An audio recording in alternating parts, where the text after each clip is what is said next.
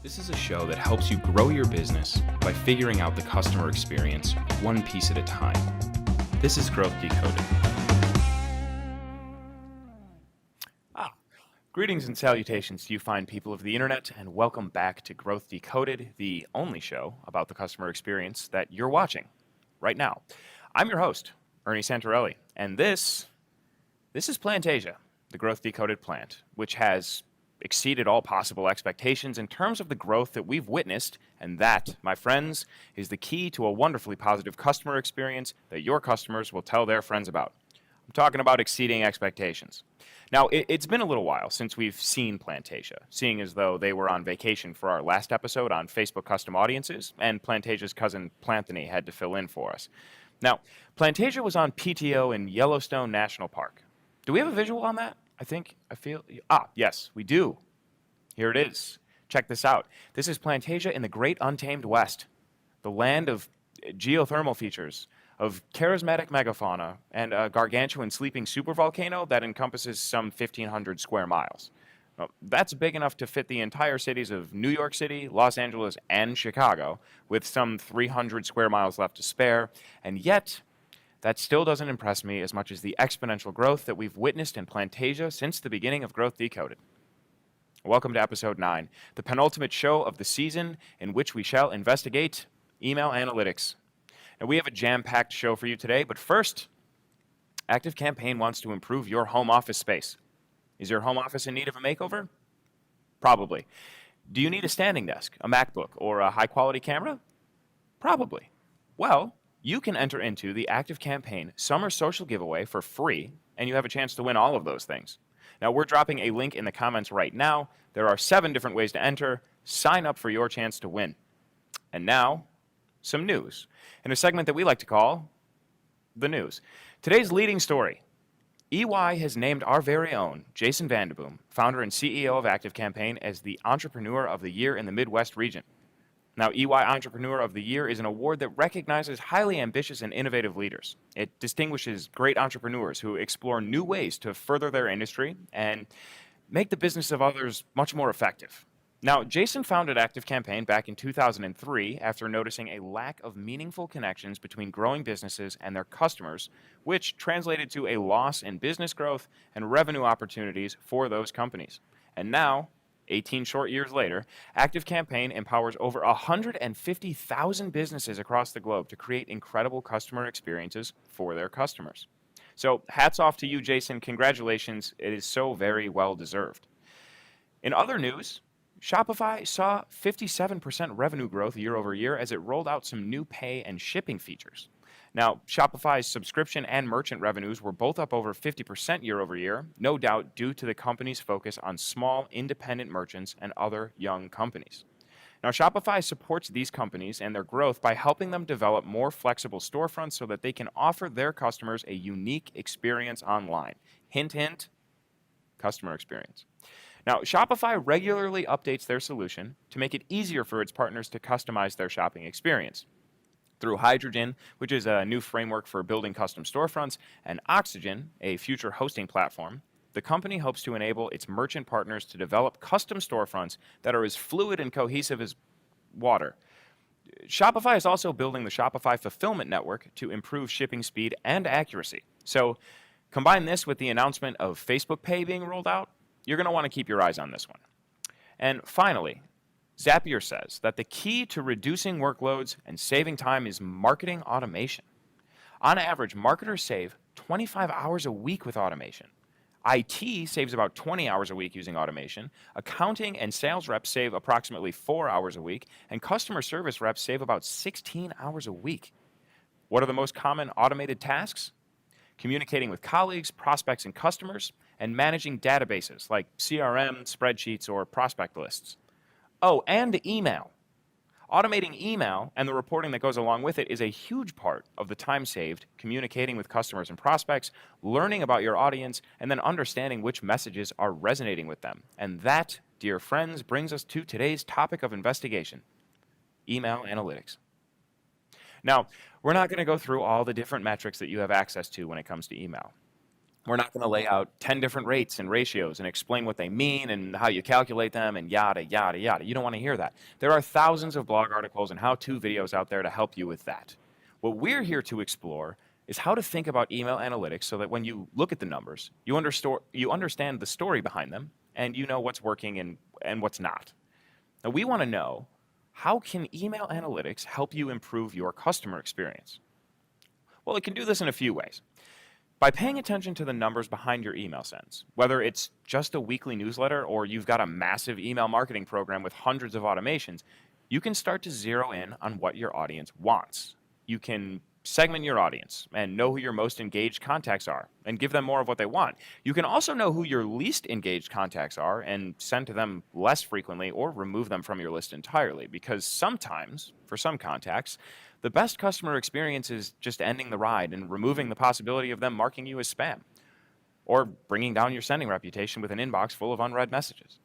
Now, paying attention to your email analytics can also help you make more informed decisions that improve your list hygiene and your email deliverability. I know. Some of you might think that email analytics is just code for open rates and click-through rates, and you know what? You're partially right. Right? Those are two of the most common and the most accessible email metrics out there, and they tell you a lot, but they don't tell you everything. And worse, if you're looking at those numbers without the right perspective or the right context, they might not be telling you much of anything at all. Okay, first of all, let's establish what we mean here. Your open rate is the percentage of email recipients who opened your email. How do you calculate it? Well, how many people opened your email divided by the total number of emails that you sent. Why is this important? Well, your email doesn't do any good if it doesn't get opened and read. So if your open rates are low, then the information, the call to action, the fill in the blank on whatever you're trying to communicate to your audience, it's just not going to happen. Your open rate could be low for a variety of reasons, not the least of which is the subject line. And if you want to know how to write a better email subject line, you're going to love our next episode. But the important thing here is that your open rate sets the bar for the maximum fathomable result for your email campaign. If nobody opens your email, you're not going to get results. It's the front line. It's the first task. Now, the click-through rate, or CTR, as it's commonly called, is the percentage of email recipients who clicked on one or more links contained in a given email. How do you calculate it? Well, it's the total number of clicks, or unique clicks, divided by the number of delivered emails, times 100, usually. Now, why is this important? Unless you're sending a text-only email with the goal of just getting your recipients to read it and then be done with it, then you're going to care about CTR, because chances are you're sending an email with a purpose, whether it's to drive traffic to a product page or an event page or a blog article. Maybe you're having a sale, or you want them to go to your calendar to book an appointment, make a donation, download a piece of gated content, you name it. You're linking out to a page. Your CTR is the number of people who cross that second barrier, which is clicking the link after opening the email. Again, open rate and CTR, they're important analytics, and they can tell you a lot, but why stop there? How can you go beyond these analytics? I think it's time to introduce our guests for today's episode and have them help us out. Our first guest is Elan Zusman, and he's the founder of Zigi Media, a digital marketing agency out of Toronto, Canada. So let's turn it over to Elan. Elan, thank you so much for your time today. Welcome to Growth Decoded. Hey, Ernie, how's it going? It is going well. Before we jump into today's conversation topic of email analytics, could you tell us a little bit more about yourself, about Zigi Media, and kind of your expertise in this space? For sure. I am the founder of a company out here in Toronto, Canada called Zigi Media. We provide done-for-you services that help take the burden of technology and marketing off of business owners' plates. As we know, a lot of the times they get stuck on that.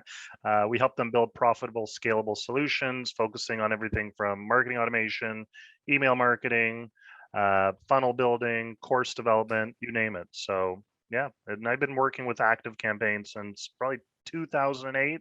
So definitely well versed. Love the software. I've seen the peaks and the valleys and everything in between as you guys have skyrocketed and all that growth over the last several years. So really happy to be here. Yeah, that's like an eternity in ActiveCampaign time. So great to have you here. Great to have that knowledge and that time spectrum to draw from. So jumping in here to email analytics, A lot of the things that get talked about around these are open rates, click-through rates. Those are, the most common. They're the easiest. Well, maybe not the easiest, but the ones that are most commonly talked about, maybe the most accessible from software tools like ActiveCampaign. But what we're curious about is what are some metrics, beyond those two that you might look to get more insights and more information out of your email analytics? And I mean, this is something that we talk with our clients about all the time. Number one, we teach them and show them how to leverage ActiveCampaign as a platform. It is typically the platform of choice that we do recommend when it comes to email marketing. Obviously, there are other solutions out there. Some of the things that I really love within the ActiveCampaign platform specifically is the trends, the trend reports. Really kind of knowing when your audience is most engaged, because if you're sending emails at 8 p.m., but your audience is more used to opening up your emails at 10 a.m., then there's a big disconnect there. For us specifically, we deal with a lot of female entrepreneurs, right? And the female entrepreneurs that target tired and stressful moms in the health and wellness space. And let's face it, women and moms who are stressed out are typically not that tuned in at 9 to 5, where maybe an 8 p.m. is a bit more of a better time to send. So I think it's very important to maybe sometimes take a step back. Obviously, open rates, click-through rates, super important, but also looking at like the bigger picture of what you're trying to accomplish, and also defining who that ideal client is. It give you a real advantage when it comes to kind of structuring your marketing and specifically email marketing campaigns. Obviously, like landing page and bounce rate, stuff like that, because obviously we do a lot of stuff where we're driving traffic to a landing page, trying to get that opt-in. Maybe it's a sales page to get someone to actually purchase, or maybe a booking page to get to a one-on-one consultation. So kind of understanding what's happening on those pages as well. So, ActiveCampaign, a great feature that I feel is very underutilized, especially to the beginner novice level, is site tracking. Seeing what people are doing within your website, seeing what they're doing on your landing pages, can give us as marketers all that information to help kind of fine tune and tighten it and make those campaigns as tight as possible. Elan touched on something that we've talked about a lot on this show.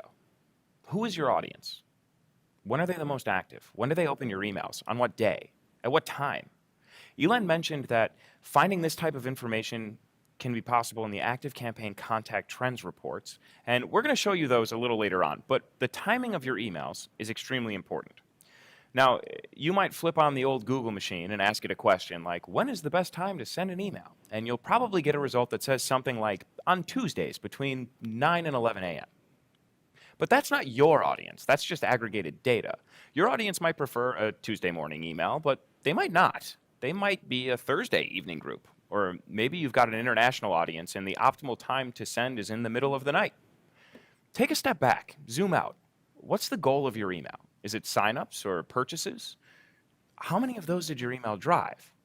Now, our second guest also touched on this. She's Dr. Ada Barlatt, founder and data scientist at Operations Ally. So let's meet Dr. Ada. Dr. Ada, welcome to Growth Decoded. Oh my gosh, so great to be here. Thank you so much for having me, Ernie. Yes, absolutely. So today's episode's focus is email analytics. But before we jump into all of that, could you tell us a little bit about yourself and a little bit about Operations Ally? Yeah, for sure. So Operations Ally is here to help businesses maximize I like to call it the treasure trove of data in their email marketing accounts. And so in particular, I work with clients to help them understand the people and their actions that are sometimes embedded or can be hidden within their data, and help them understand, how the messages that they're sending, what kinds of reaction they're getting from it, and how they can use insights from their subscribers' behavior to understand how their current email marketing program is functioning and create actionable strategies to improve performance. Okay, based on everything that you just said, you are like the perfect person to be talking to for this topic. So I'm very excited to get into this. I was excited for the invite. I was like, I'm in. Yes. Awesome. Okay, so to kick things off, open rates, click-through rates, those are two of the most common, the most accessible, the most talked about email analytics that are out there. Yes. Now, they're pretty easy to understand. You kind of can look at them and know what they are, have a story, have something in your brain. what we're curious about is what are some of the metrics beyond those two that you can look at and that can tell you more, that can give you more insight into what's going on? That is a great question. I love this question because there is so much more. As I mentioned in when I was introducing myself, I'm really interested in program performance, and I come to the world of email marketing from an engineering background and studying systems like manufacturing systems and hospital systems. So I very much take a full systems-oriented view at the work that I do in email marketing programs. And I think the strengths in open rates and click-through rates are that they give some really good insights, but also they're very focused on the campaign, on a particular campaign. And so the ones I like to go to when I'm helping people maybe look beyond those two metrics, help people get some insights on how their campaigns or their automations are working for their ultimate goal, because often an open and definitely a click may not be the final outcome that we're looking for, and when we send out different email messages to our subscribers. So things like revenue per email sent. So looking if you are sending messages that have a call to action that's for a purchase. So looking at the revenue in total that you've gotten over a single send campaign or a multi-send campaign, over all the number of emails that you send can help you understand the effectiveness of that entire campaign. Perhaps your ultimate outcome doesn't have to do necessarily with revenue, but perhaps you're looking to have people reply to messages or register for a webinar.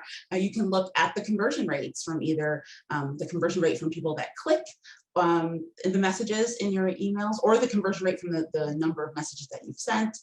And then another one, the third one I'll share with you today is referred to as the click reach rate. So unlike a click-through rate, which looks at performance perhaps for a particular email message, the click reach rate helps you understand how across a set of messages, let's say you send a welcome campaign, or you're sending some sort of multi-send promotional effort, across all of those emails, how many people did you reach? How many people clicked on your messages? So they can help you understand the performance of the entire sequence. Okay. Yeah. So zooming out and taking a look at more than just the campaign. I really like that, because I feel like we do kind of get lost in the minutia of the particular send. So do open rates and click-through rates tell us the whole story?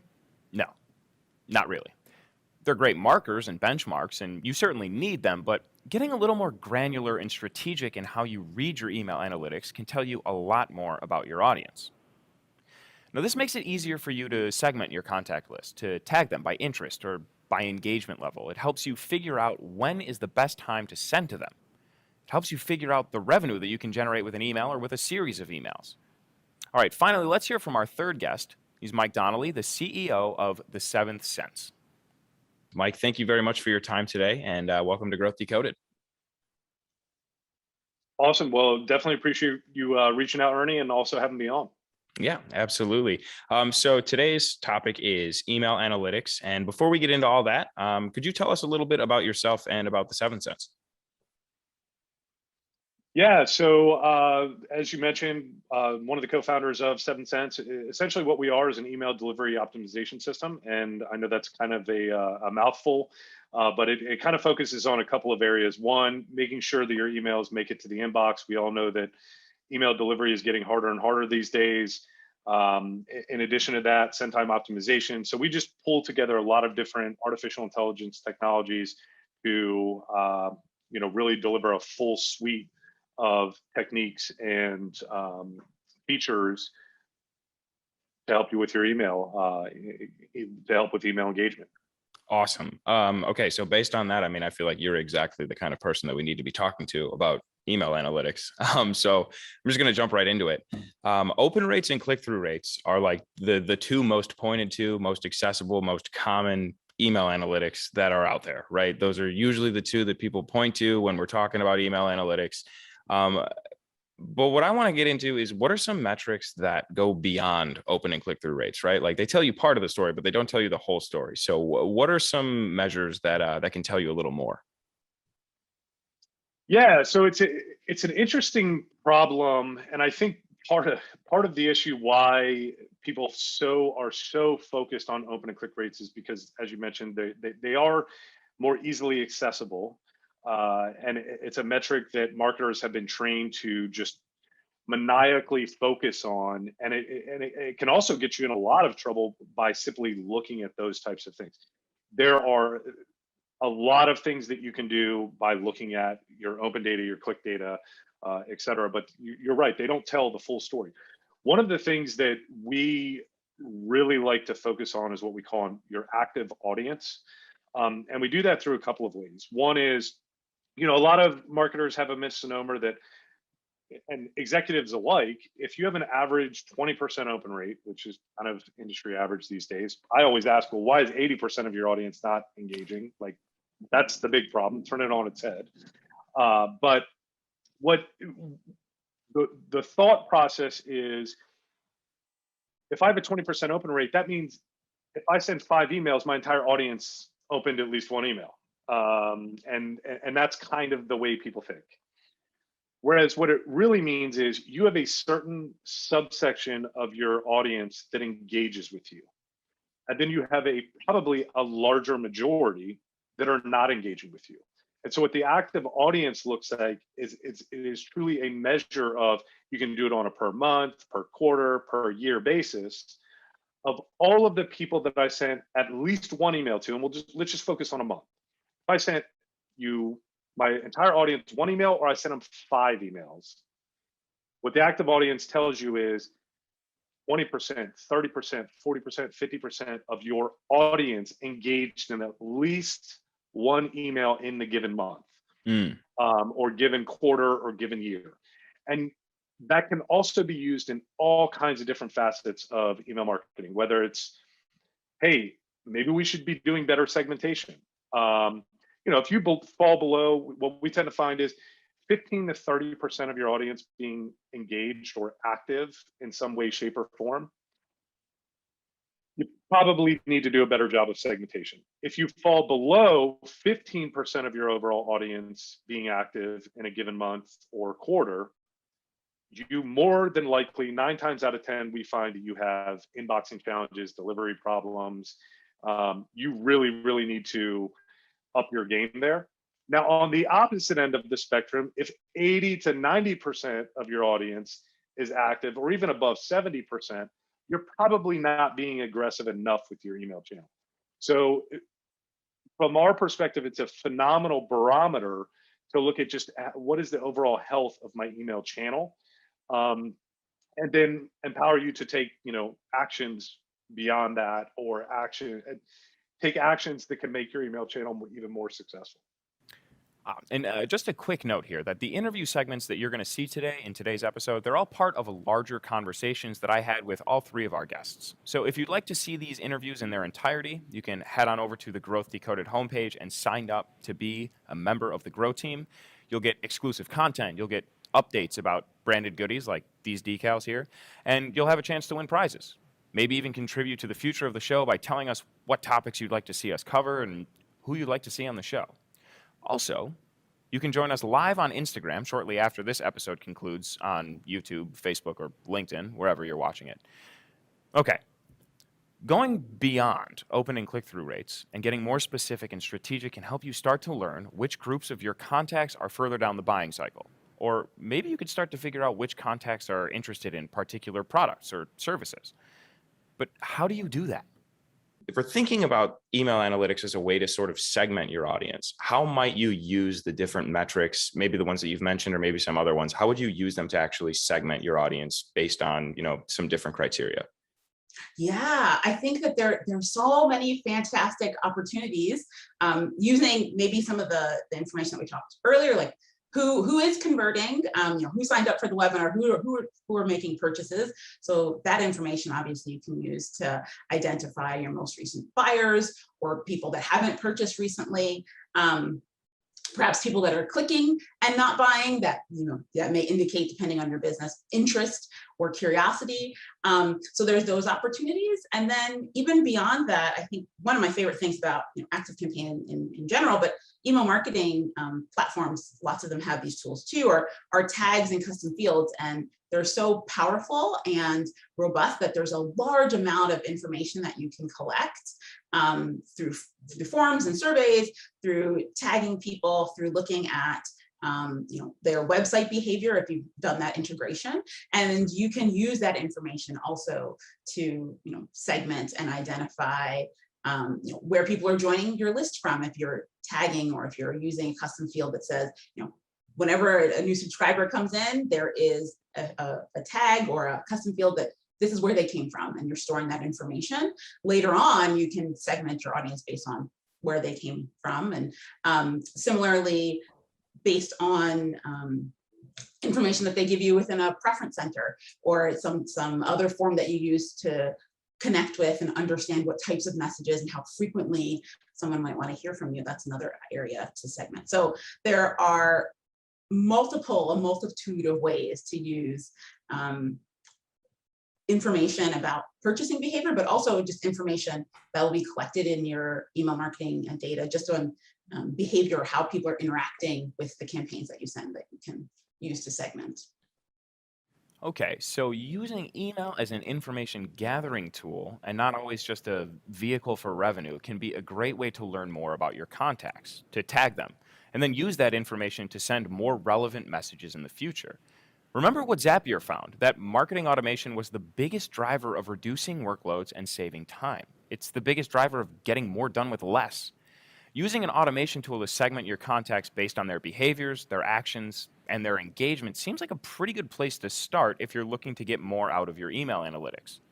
But how else might you use email analytics to segment your audience? You mentioned a couple of things there about landing pages, about site tracking, kind of tracking the behavior on your website, as well as how they're interacting with your emails. So I'm curious, how do you use, or how can you use email analytics to segment your audience, to divide them up, tag them, things like that? I mean, like everything, like the way that I tell our clients is that your email list is more or less like a plant, right? And if you just kind of like the plant behind you there, if you just kind of let it go and you don't kind of nurture it, you don't give it some love, attention, sometimes you have to cut some of those leaves. It's something that we run into a lot, especially with people getting just getting into the space and maybe have not done a little email marketing. They get bummed out, so, oh my God, someone unsubscribed. Where we know, as obviously email marketers, that an unsubscribe is actually a good thing. It's almost like a tree or a plant that self prunes itself. So I think it's important that that you look at those, who's opening your emails, who's clicking on them, and then basically not sending to those unengaged contacts. That will help your deliverability. All those things that we try and preach as email marketers to get our emails into inboxes are very much dependent on obviously sending our emails to the people who are engaged with them. So it is a very big part of the puzzle that I think often gets overlooked. Yeah, absolutely. Are you, or with any of your clients or for yourself, are you using then, is there anything about interest tagging, interest segmentation, anything from emails, if you're sending an email about a particular thing and you're tagging them if they open or take an action, do you have any experience around that? For sure. Yeah. We're tagging people if they click on specific links, especially as it pertains to sales campaigns. We want to know who's clicking. We want to know who's landing on those pages. We just did a very successful launch with one of our clients where we actually created interest tagging based off of when they were hitting the sales page. If they hit from the sales page, went to the checkout page, they went from a warm tag to a hot tag. And then send those notifications, send those reports to the client, so then she can then go in and start contacting those people and get them to purchase her program. So yeah, I mean, I think it's a very kind of like ninja strategy that maybe not the beginner novice might not know about, but these are some of the things that really kind of separates ActiveCampaign from a lot of the other systems that are out there. Okay, combining your email data with information from things like site tracking can begin to help you understand both the areas of interest and the level of engagement. As Elan said, sometimes you have to cut the contacts out that aren't interested, and you shouldn't be afraid of those unsubscribes, because an unsubscribe is actually a blessing in disguise. Look, it doesn't feel good, I understand that, but it's better to have someone unsubscribe than not open a single email that you send, or worse, start marking your emails as spam. An unsubscribe is a voluntary action that a contact takes, and that raises the overall engagement of your list. And email engagement is maybe the biggest factor in your overall email deliverability. Don't take it from me. Take it from Ryan Gannon, a member of the ActiveCampaign deliverability team. Ryan, welcome to Growth Decoded. Thank you, Ernie. Happy to be here. Yes, awesome. So let's just jump right into it. Thinking about email analytics, which is the topic of today's episode. We've heard a lot about how email analytics, there are certain ways that you can measure how people are engaging with your emails and how that then translates into deliverability. So that's kind of where I want to start. This term gets thrown around a lot, email engagement. How would you define email engagement? So the way I define email engagements is, are the recipients of the messages engaged with those messages? Are they reading them? Are they clicking them? Are they excited to see you send that message on a Tuesday morning in their inbox? Okay. So if you're thinking about it, I mean, opens and clicks are certainly metrics that we talk about a lot. They're very common in the literature around deliverability. Are there other measurements for email engagement? What other things could we be looking at? Well, outside of opens and clicks, a lot of folks are surprised to hear even simple unsubscribes. That's a form of engagement. Simple unsubscribes are actually a good thing. I'm sure we'll get into this more throughout the conversation, but ultimately, engagement rules the day in the industry.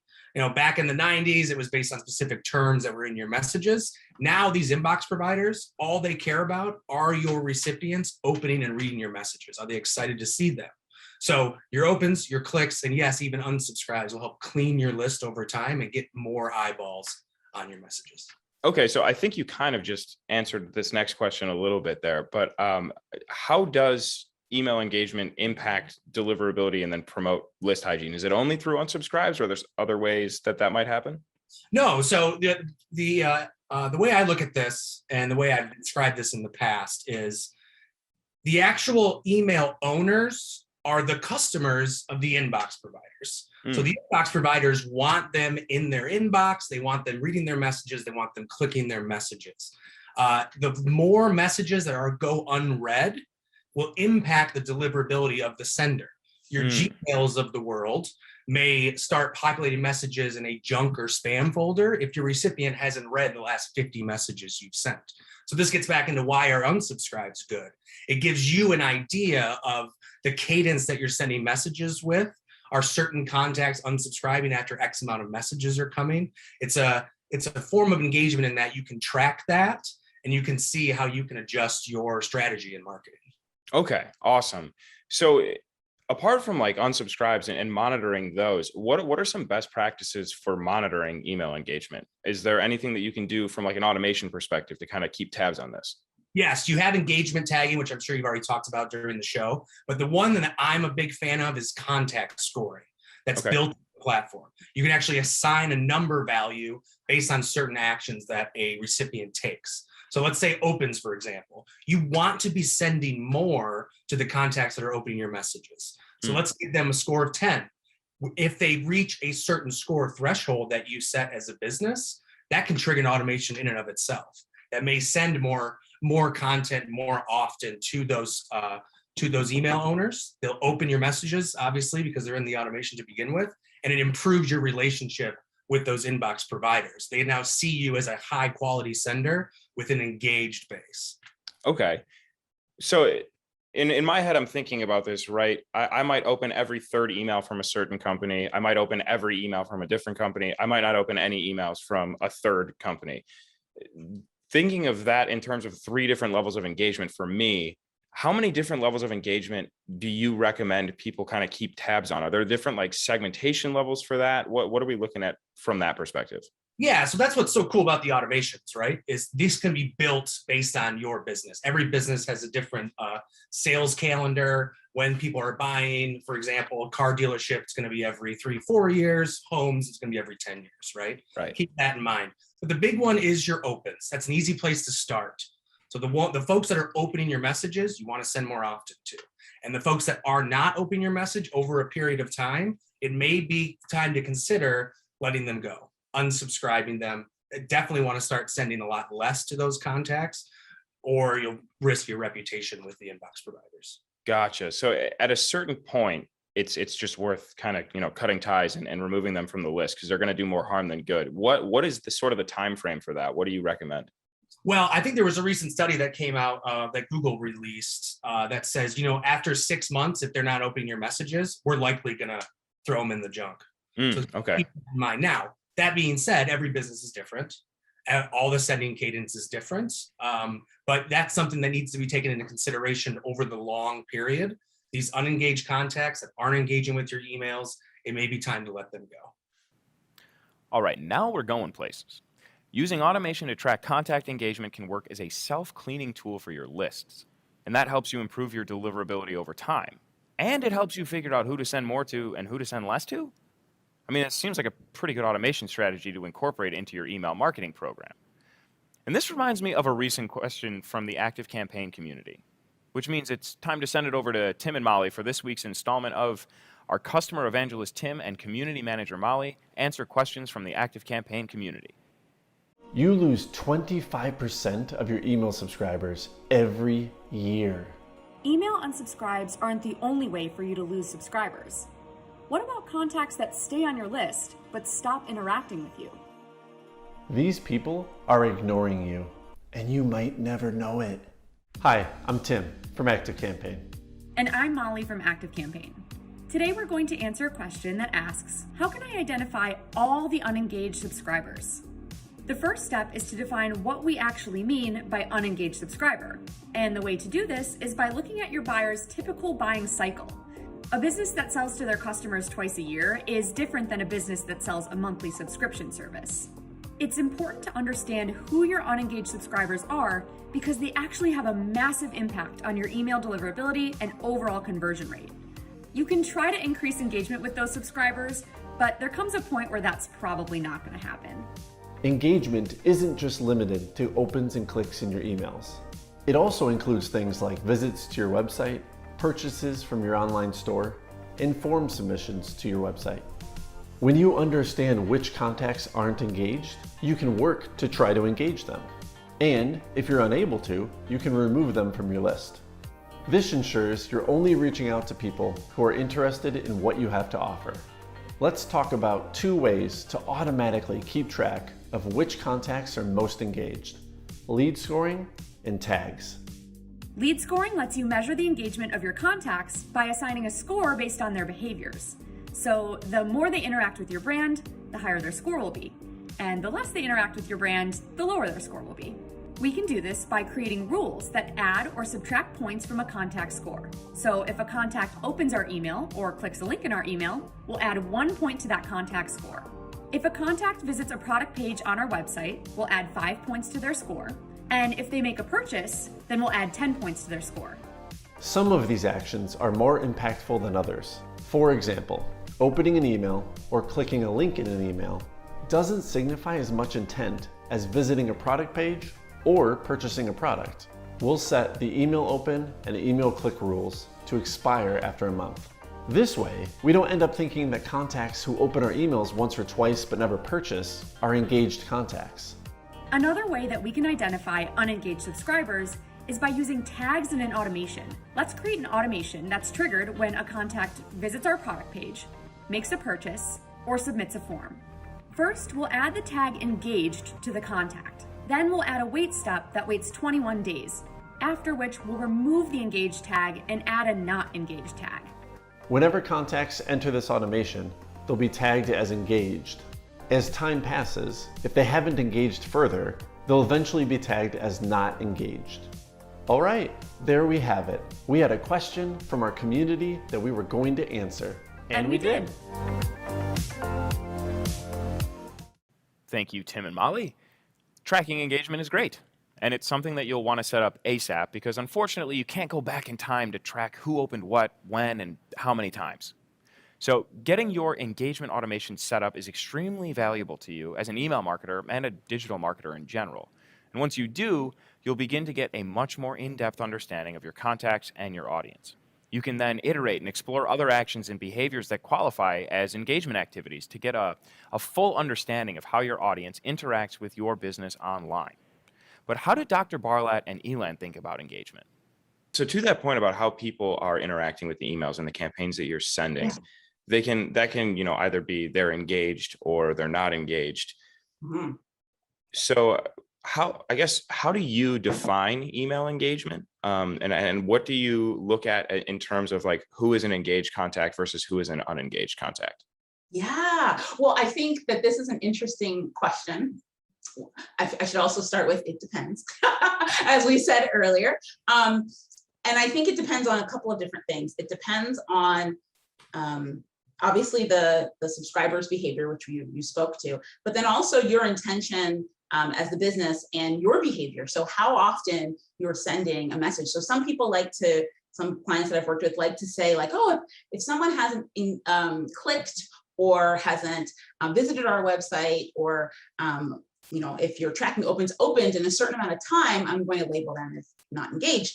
And that could be perfectly fine for your business. But my next follow-up question is, how often are you sending messages? Right. Because if there's this interaction when you're looking at engagement to both what people are doing, but also what you're doing. And so I find that that's where it depends really comes from. And thinking through how often am I engaging, or how often am I reaching out is probably a better word, with my subscribers. What kind of campaigns am I sending? What kind of automated sequences do I have people going through? How frequently are they hearing from me? And then you can look to see, okay, based on how frequently I'm sending out, what makes sense for our business. Some businesses, have very long sales cycles.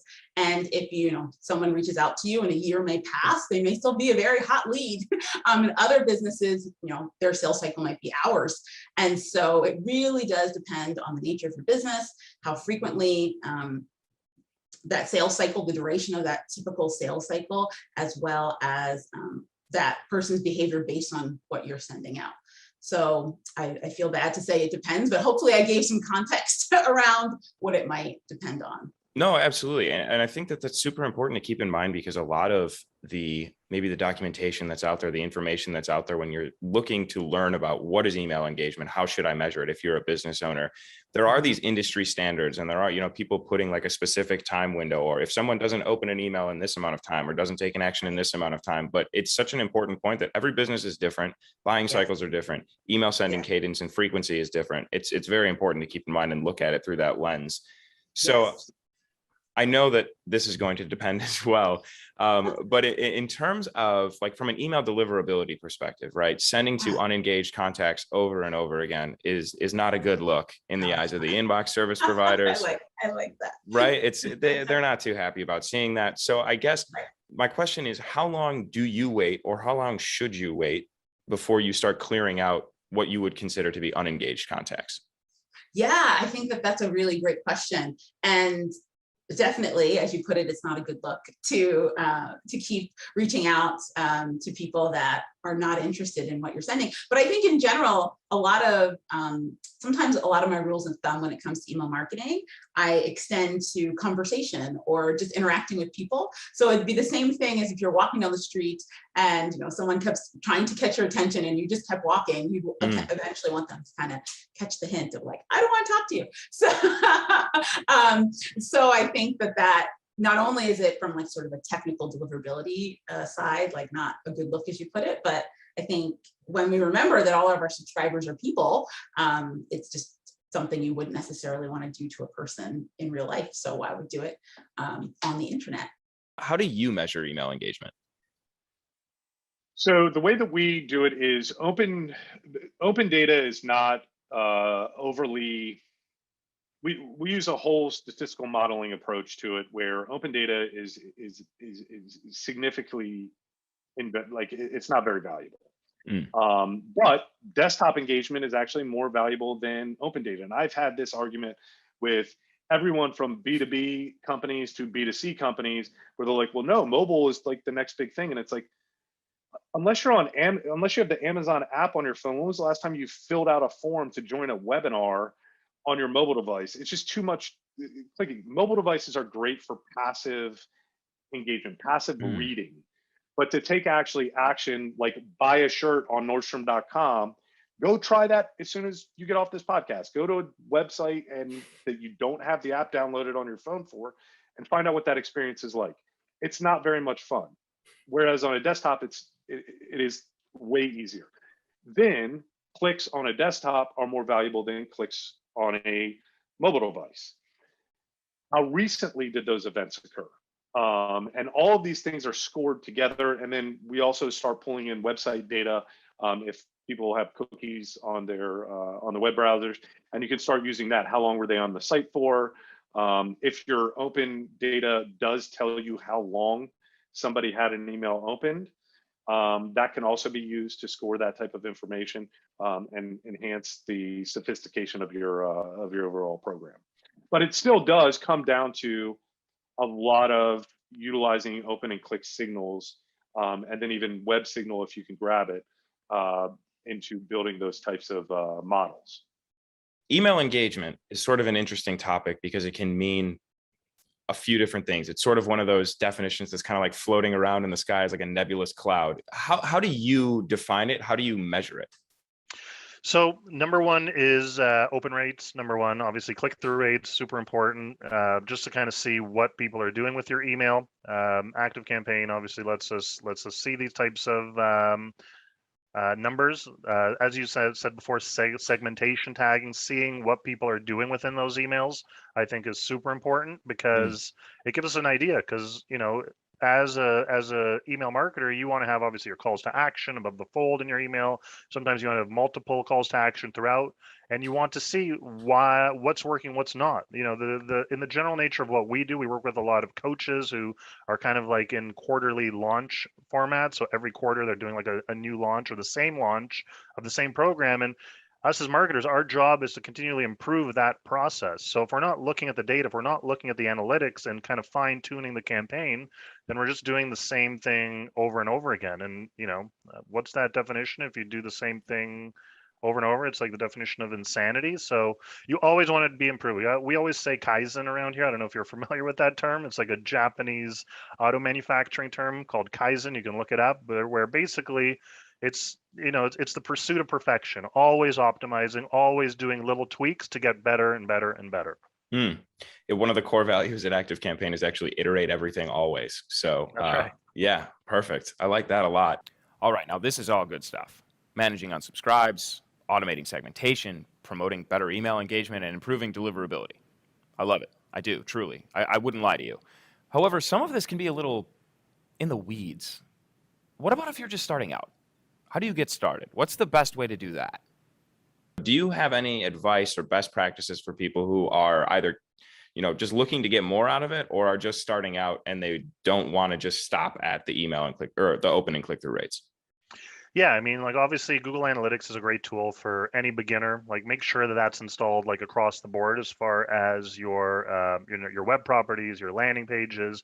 Gives us a wealth of data. There's all kinds of tie-ins with ActiveCampaign where we can actually tie in our emails and actually send some of that data over from ActiveCampaign and Google to help kind of make sense of it. Even if you don't know what you're looking at and doing, it's still important to kind of have that tracking in place because, one day you might actually need that data and at least you'll have some historical data to work with. So that's a big one. I think site tracking is a must.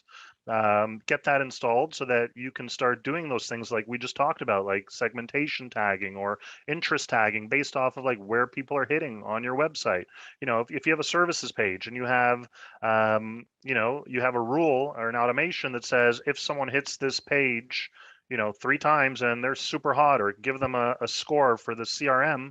Like these are some valuable pieces of information that can help you be more successful in your business. So those would be kind of 2 places that would be a good place to start, like outside of like the ActiveCampaign. Another thing that I like to, as I said, like the contact trends section within ActiveCampaign, I feel gives like a wealth of data that sometimes people overlook. It could sometimes be hidden and not a lot of people even know that it exists. So take a peek in there because there's actually some really cool data to help you along the way.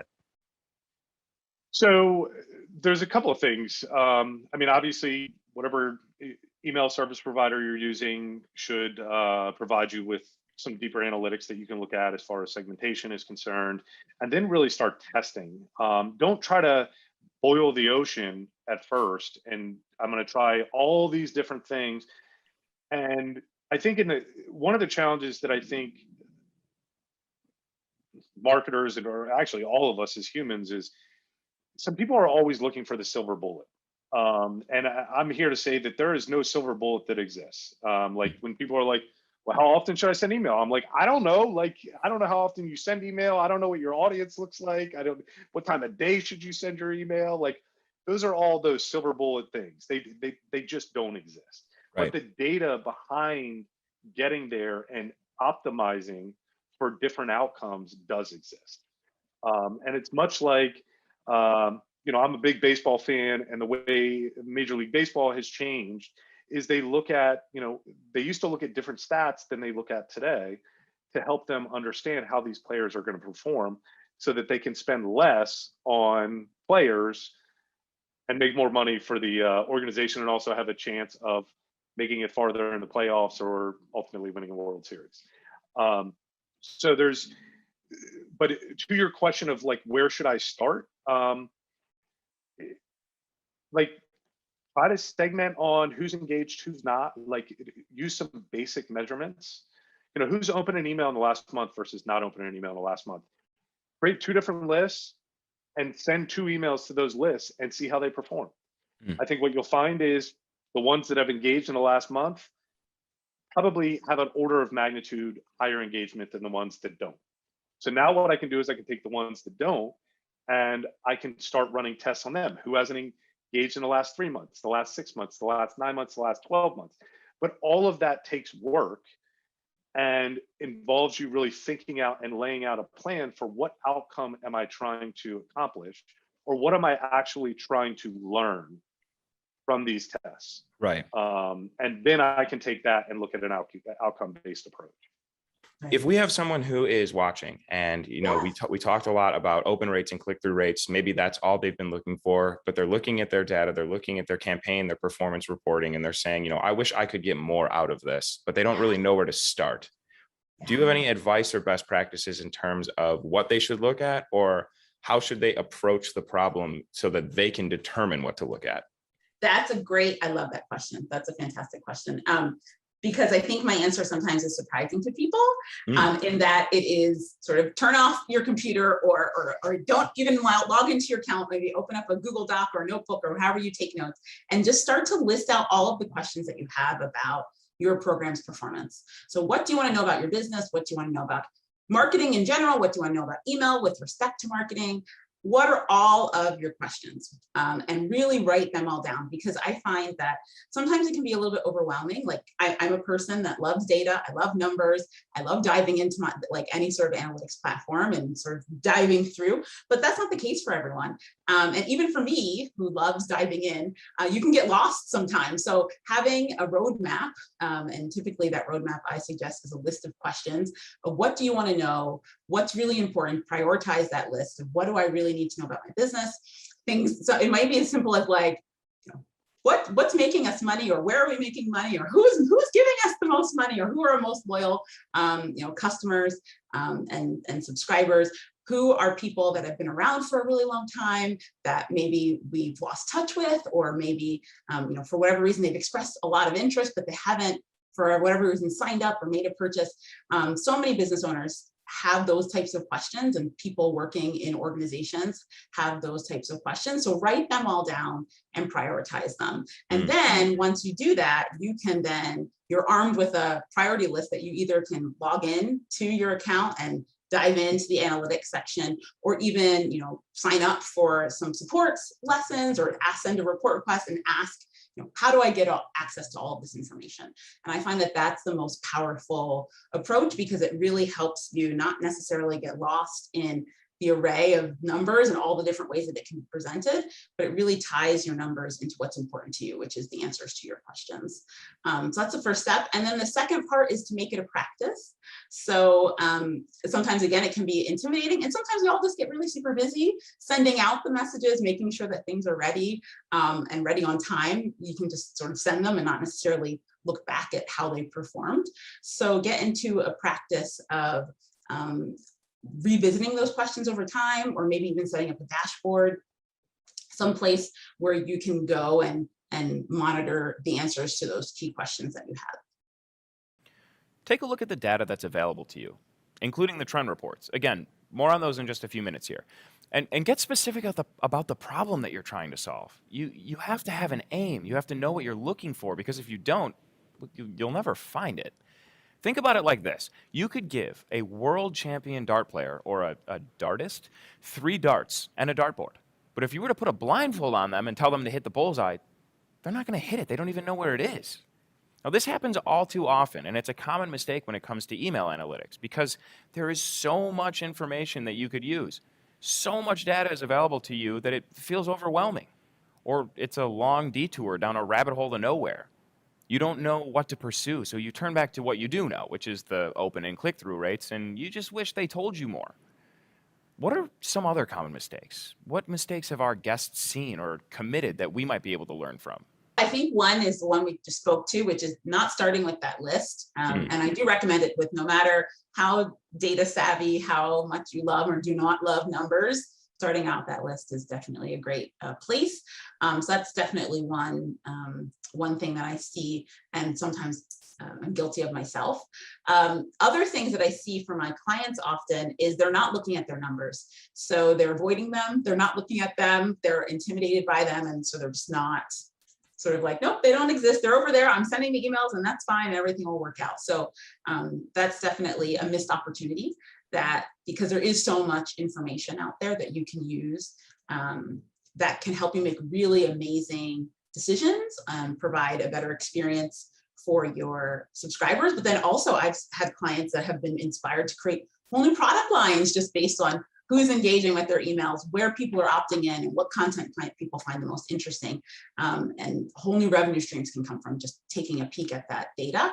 The next is focusing on metrics that are not tied to your ultimate goal. And this happens much more often than I would love for it to happen. And the risk here is that you're optimizing your process, you're optimizing your email for something that isn't tied to the end goal. So for example, you may spend a lot of time and a lot of energy working on, the perfect button or the perfect, subject line and tweaking how your name shows up in the inbox. But if your ultimate goal is many steps down the line and you're interested in having people call you back, or you're interested in having people sign up for a webinar or to make a purchase, if you're not focusing on metrics that show what you're doing and where you're putting your time tied to your ultimate goal, that's a huge missed opportunity, because there are ways that you can measure that and you can understand how your actions impact and influence your subscribers' actions to get them to that ultimate goal. And then the third mistake that I often see are people sticking to standard reports. So I think standard reports are great. I think they're helpful. They are there for a reason. They can give us an overview of how our campaigns are working. But again, tying back to your questions, figuring out how your specific business runs, and setting up either some custom reporting or identifying different ways that you want the information presented for your business can be really powerful. And so those are the 3 mistakes. What are some of the more common mistakes that you see when it comes to deliverability that you might be able to point out and have someone maybe avoid? Yeah, here's the biggest one. You're holding on to contacts too long. And I get it. It's hard to cut that relationship off. It's hard to say goodbye. But if in the reality of it is about 1/3 of any business's lists will churn over a year. And that's something that the successful senders embrace that. Ultimately, you want to have a great relationship with your contacts. And if you're ringing their doorbell or knocking on their door every day and they're not answering, they obviously don't want you at their front door. Think of it that way. All right. You heard it here first. Don't hang on to the unengaged contacts, and use automation to track the engaged contacts in the first place. Yes. Awesome. Let the platform do the dirty work. That's what I always say. I think there's a big emphasis in open rates and click-through rates, but it's not the end-all be-all. Okay, Right. I think that is probably the biggest one, is that people see, oh, my open rates are not good, but maybe your conversions are, and maybe you're just sending to the wrong subset of your list. So, yes, they're important. They give you kind of like the overall picture of what the general health of your list is. But in general, take a step back and ask yourself what that goal is, because you might have like low open rates or low click-through rates, but maybe the people who are kind of clicking through are taking that next action, whether it's like purchasing on your e-commerce site or opting in for that freebie or signing up for that info session webinar or purchasing that program. So whatever that step is, like you can't. Here's a quick story. So we're up here in Toronto, Canada. You're in Chicago. So as you know, hockey is massive. Okay, so we brought in this manager. The Toronto Maple Leafs are like second to God, all right, in Toronto when it comes to like level of importance, kind of like where football is and baseball for you guys. And they brought in this manager, and this guy's young, he's slick, and he's all about analytics. But like sometimes analytics doesn't give us the full story, especially when it comes to sports. Like he's built this team all around analytics, but it's the intangibles, it's those things that sometimes analytics can't pick up on. So yes, it kind of goes counterintuitive to what I was just talking about, that the data will give us, but sometimes there's those other factors that they're kind of hidden within the data that we got to kind of, as a marketer and as a successful marketer, you got to kind of pull out to get people to take that action. Does that analogy make sense? I hope I didn't go too far off the track there. No, it definitely does. Keep your overall goal in mind and don't get too lost in the data or bogged down in evaluating every open rate or click-through rate. And this is timely advice given a recent announcement from Apple regarding their new iOS 15 software update. Now, in this update, Apple has let us know that there will be some privacy enhancements as they pertain to email and the data that is shared from email inbox user to email service provider. With this update just around the corner, there's been a lot of speculation around what it means and what happens from here. Now, we wanted to get the opinions of our guests to see how and what they're thinking about it.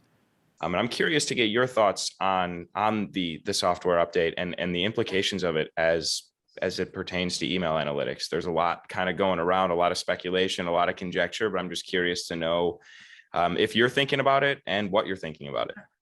For sure. I think there are potentially huge impacts there. And so for me, on my focus area, which is email marketing performance, I think there are two things that come to mind. The first is something that I've said a couple of times in this interview, but it's a really great time for us to focus our measurement on our ultimate goal. So now with these changes, open rates, there's lots of things that could happen to them, but I think we could label them as unreliable and maybe not as a great of a metric, something that we want to rely on as much as we have in the past. And so if your organization is somewhere that doesn't have the open as the end of the journey, it's not the ultimate goal for someone just to open your message, you want them to do something else, now's an opportunity for you to start looking at collecting that data and understanding the data further down in the customer experience in the journey. So that's one opportunity that you can use to maybe expand your perspective on your email analytics as this one metric. The open rates may become less reliable. There are others, and we spoke about some others earlier today, that you can start to collect and compare your subscribers and your campaigns. And then the other opportunity that I'm seeing for the work that I do in email performance is first-party data. So there's a lot of opportunity to collect first-party data. And if people are not familiar, first-party data is information that you collect directly from your subscribers with their consent. So it's information that you ask them, their name, perhaps a phone number, all sorts of different information, what types of topics they're interested in. You can collect, you can ask through forms and surveys, all sorts of things. And people willingly give over this information to your organization with the hopes of getting, a better experience.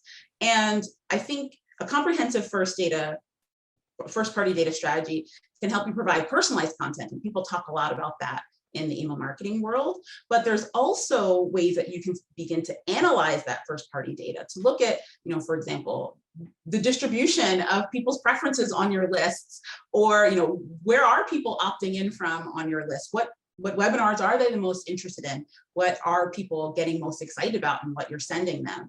And then you can use that first-party data to help you quantify and understand the subscribers' process, so how they move through all of the fabulous content that you're sending, and use that information also to improve your program and hopefully help more and more people achieve that ultimate goal that you've set out for your program.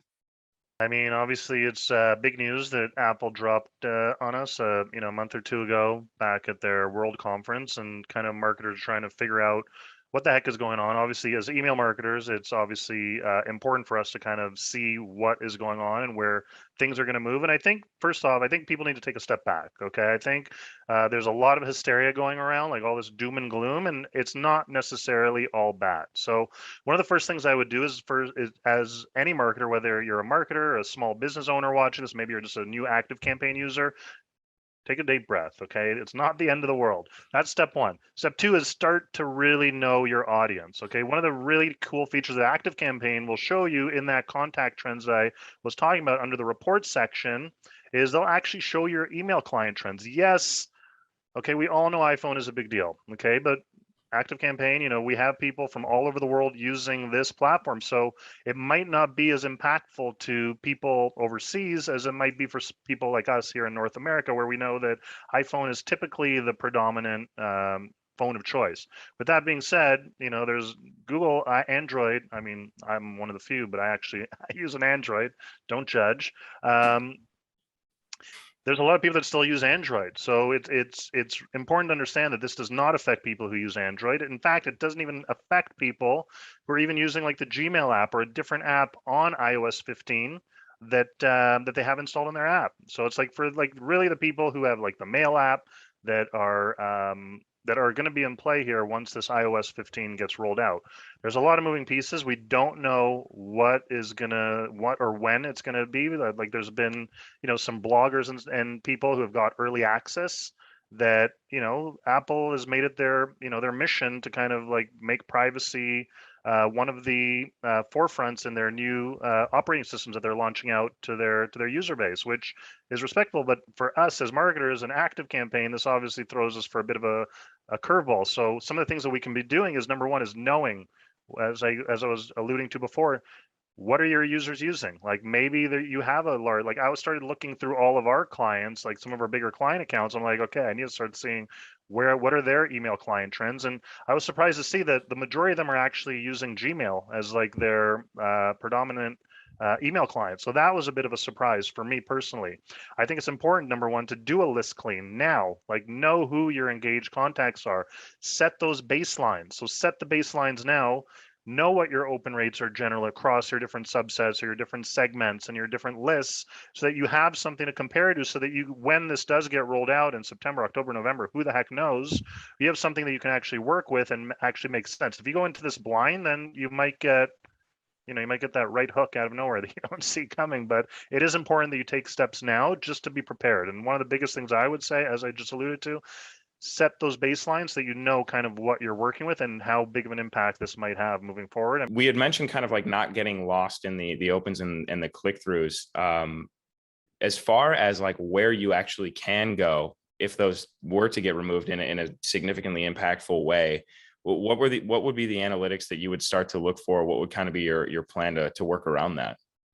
I mean, UTM tracking is a good one for like some of the more advanced users with Google Analytics, looking at your landing pages, looking at the bottom line, like how many people are actually making it to that sales page, like how many people are actually going to your website, how many people are actually taking action. Because at the end of the day, an email is meant, for the most part, if it's not just informative, for people to take action to do something. I mean, that's how we use email with ActiveCampaign or any email system, probably 95% of the time. Like we want to get that click. We want to see what happens. We're trying to push and get them to take action. And typically that action is not like, email is just the vehicle. Like usually there's that whole other ecosystem that you need to be focusing on. So don't get too caught up on the open rates and the click-through rates. Look at what the main objective is, and then you can definitely get a clear picture as far as what's going on from a marketing standpoint. One, I'm a little bit frustrated at it that Apple's taking this stance because it's big tech making that decision. However, I'm also incredibly happy about it. And the reason why I'm incredibly happy about it is, for far too long, marketers have relied too much on open rate, and they don't really understand the back end of what an open, how it works, where it's coming from, etc. So the plus for us as a company, one of the things that we do analyze is open data. But as I mentioned far earlier on, we've always pushed down opens coming from mobile devices. Now, I do realize that if you're using a Mac and you're using Apple's native mail app, you're going to start potentially losing signal from there. So that's the one bad area that I see as a challenge for marketers. But the signal coming from mobile devices is not a very valuable signal. It's to me, you can't even get signal through the noise from those from iOS devices when it comes to the mobile. Two, people have to opt in. So when you update your phone, there's going to be people that said, no, I don't really care about my privacy. How many people from Facebook just were like, no, just do what you were, keep doing what you were doing. Right.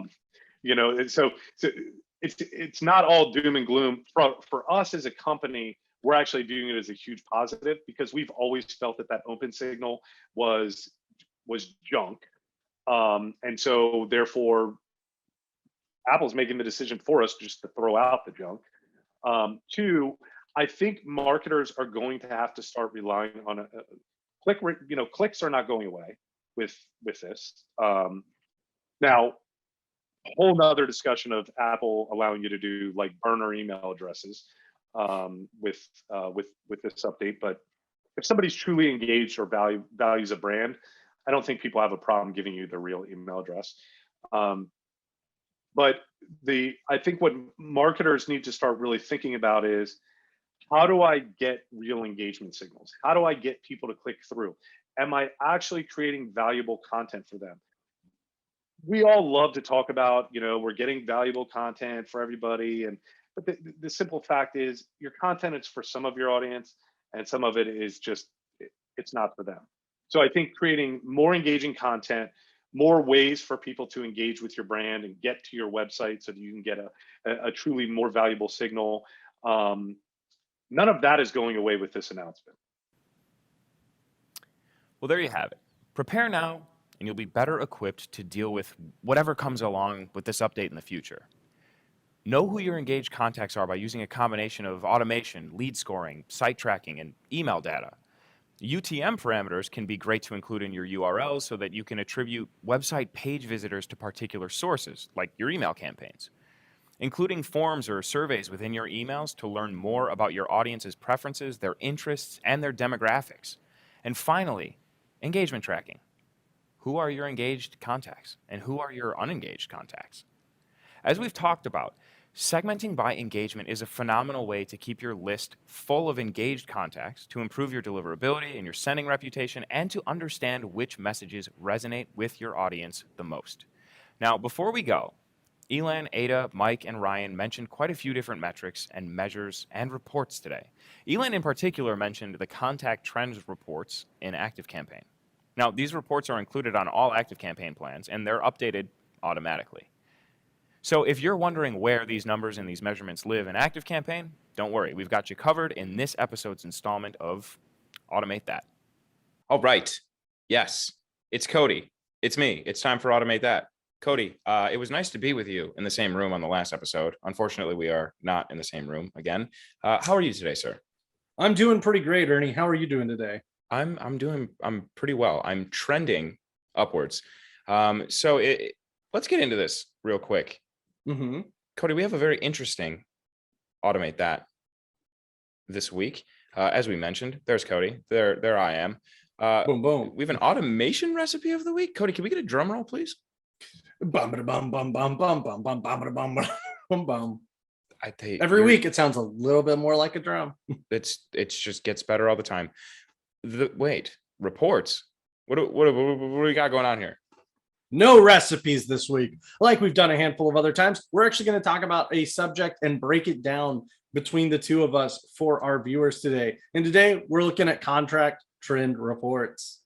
Perfect. Okay, so what are contact trend reports? That's a great first question, Ernie. To which there are a series of reports in your ActiveCampaign account in the report section that detail contact trends and behaviors over time, allowing you to use the information to develop your marketing, your sales plan, and your business overall. I really like to think about it this way. What you're going to get in those reports are automated information based on your actual contacts and their actions. And then what you do with it, that's that human touch decision making. Today, we're going to look over 5 of the reports. We're going to look at contact trends, open read trends, email client trends, form performance, and tag trends. So while this definitely isn't an automation recipe that you need to import into your account, it is already in your account and it is already automated and updated for you. So you 100%. Don't have to automate that.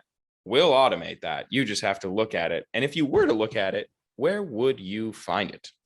Oh, you'd find it, if you can't follow the GIF, you'd click the reports icon, which is going to look like the bar graph and be the one on the, it's the last icon on the left side of the platform. From that reports homepage, you're going to click on the contacts report drop down. And from there, you choose which of the 7 reports you'd like to look at. All right, easy enough. We are going to cover 5 of them. So let's get into the first one here. Contact trend reports. Cody, take it away. My, how your lists have grown over time. Let's look at them. So as we see here, you're going to be able to see, people joining your list, people leaving your list. You can make it list specific. You can make it overall. I really love this. 3 quick stats on the bottom of the page for the last 30 days are going to be your contact growth percentage, your average contact growth per day, and your unsubscribed contacts for the last 30 days. Now, Ernie, this is probably a great point to pause because what's the first thing you're noticing about the screenshot? Your graph is unbelievably consistent. What is going on here? So this, almost all these images were pulled from my actual account where we built out automation recipes, but we don't launch campaigns from because, again, we have a lot of in progress or finished automation recipes, and we don't want to send those to people who aren't ready for them. So I actually don't have live data, but if you go to this same place in your account, you will see all that good data we're talking about today. That's going to be with a lot of these images, but we still wanted to show you what the page layout looks like and what the sections were. Perfect. So yeah, let's get back into it. So you see in the top of the page, kind of 4 light gray boxes. What we're going to see is you see total contacts. Perfect. Thank you, Ernie. Gotcha. Active contacts, new contacts, and unsubscribe. And that'll be for that date range that you've set, as you'll be able to look. One thing we want to call out, as you can see here, the last point, you're able to break down by specific list or all lists and date. With active contacts, you do need to choose a list because it's going to let you know the active contacts based on that list, not just every active contact you have. So that's a real quick call out, but everything else here is pretty, self-explanatory. It's just you look at how your lists have grown. You can see, was there a time where we were running a campaign that we didn't see that much growth or actually maybe there was a dip. Oh, we saw a big pop. What did we do then? Did we offer a buy one, get one? What happened? This is a great way just at a glance to see how your business is doing. Yeah, absolutely. To be able to zoom out by a date range and see the actual performance, the growth, the unsubscribe rate, whatever the case may be, really, really valuable context for you to grab from this one, and kind of keeping people in suspense here. What is it actually going to look like for you? You'll have to log in and check that contact trend report out for yourself. Okay, moving into the second trend here, we've got open/read trends report. Cody, what is this one telling us? See what days and time your emails are getting opened. You see when people are actually reading what you're sending them. You can see open by weekday. That's the first, the top part of this graph, and then open by time. And you can scroll down and it goes by hour. You can hover over those bars and they will show you, a percentage and then a total number, or the number that are there versus a total number as well. A couple of graphs that if you hover over, you'll get that really good data goodness. But yeah, this is a great report. Segmenting. Of course, almost all of these, which we do have bullet points for, you can segment somehow, either by list, tag, or date. And with this one, all 3. But this is a great report. When you're looking at if you're sending a certain campaign or, looking at a campaign that's already happened, and you're kind of trying to figure out, well, we didn't see what we normally saw, or wow, people really responded. This is a great one to look at and see if what day was it popping, what day was it wasn't, and if you're what was it wasn't. And if you're running a very specific time-based campaign, this can give you a great idea of when to put that. Yeah, this graph it just gives you incredible insight into your audience. We talk a lot about knowing your audience, and one of the details that is included in that but might be overlooked is what day does your audience prefer to receive emails on, and beyond that, what time do they prefer to receive those emails at on that day.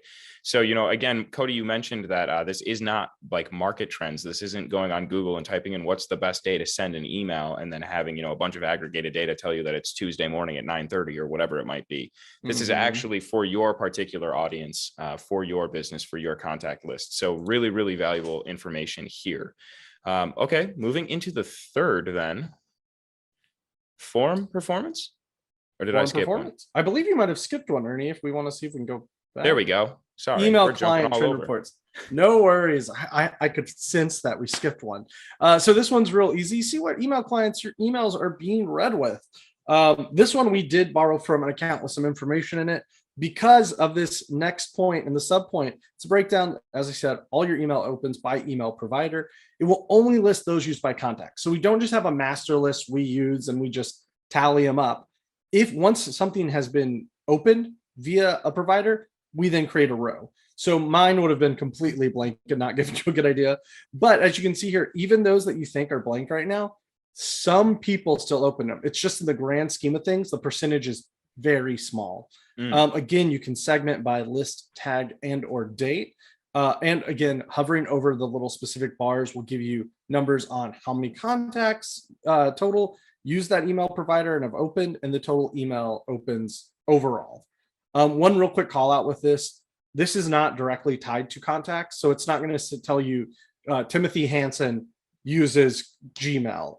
It doesn't do that because we understand things evolve over time. Maybe Timothy Hansen, while at home, uses Gmail, but when he's in the office, he's using Outlook. So we're just looking at specifically when an email opens, what email provider did that come from?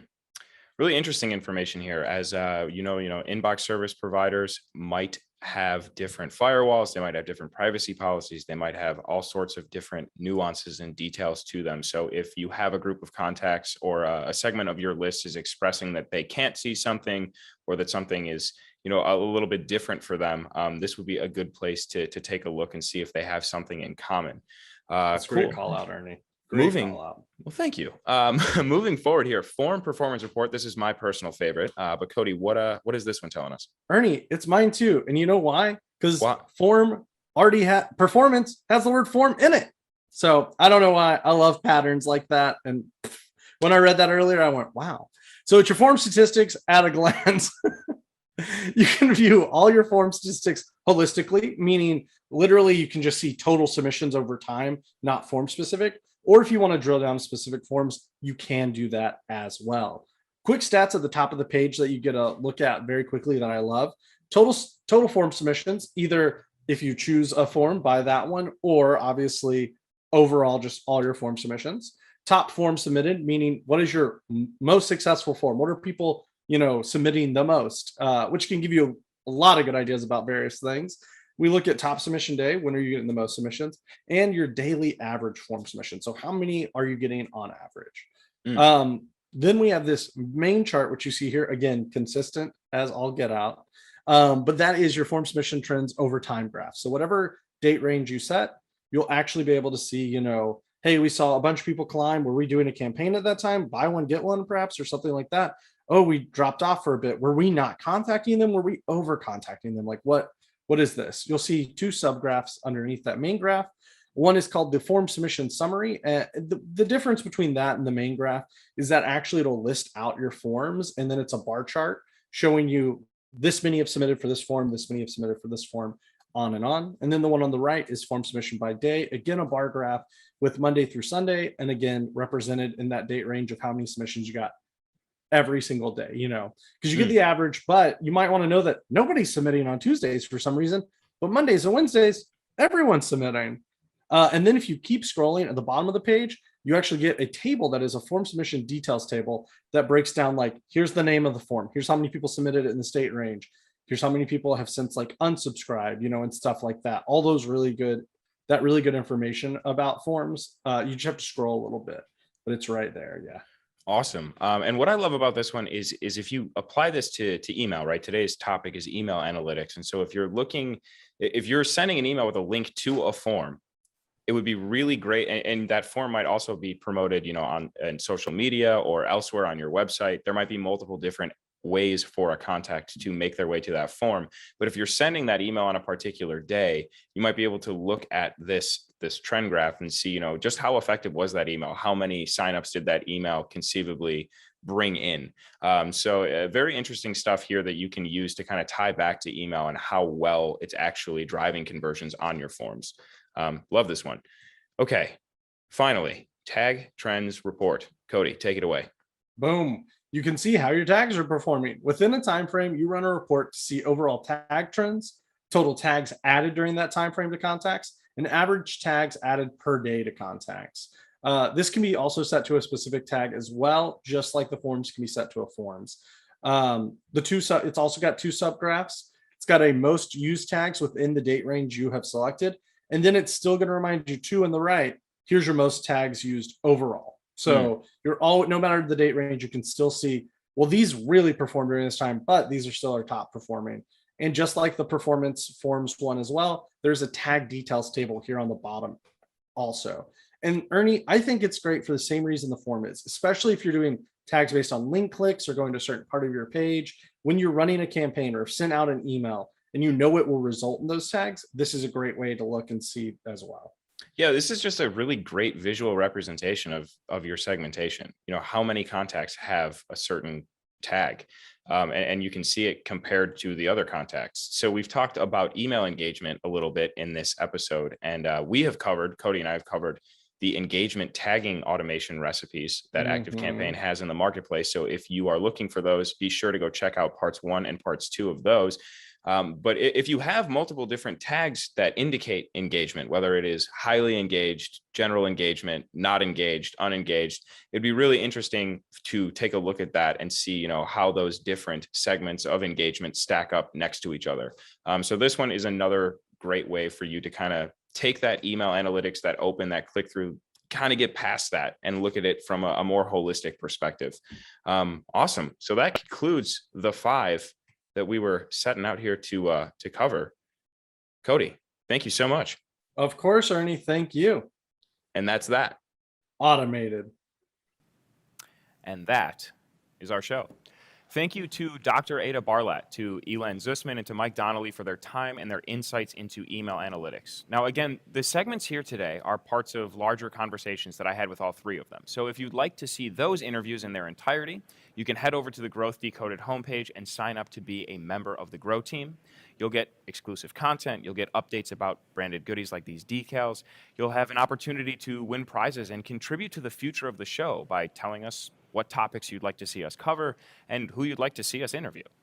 Thank you to Ryan Gannon of ActiveCampaign's deliverability team. Thank you to Molly, Tim, and Cody for their help in today's investigation. And finally, thank you for your time and for supporting the show. Head on over to the ActiveCampaign Instagram page. Shortly after this concludes, we're going to go live. I would love to hear from you. We'll answer questions. We'll talk about this episode a little bit more and give you a behind-the-scenes look at the Growth Decoded set here. Again, I'm Ernie. This is Plantasia. Join us in 2 weeks on August 26th for the Growth Decoded Season 1 finale, where we investigate email subject lines. Until then, go forth and automate.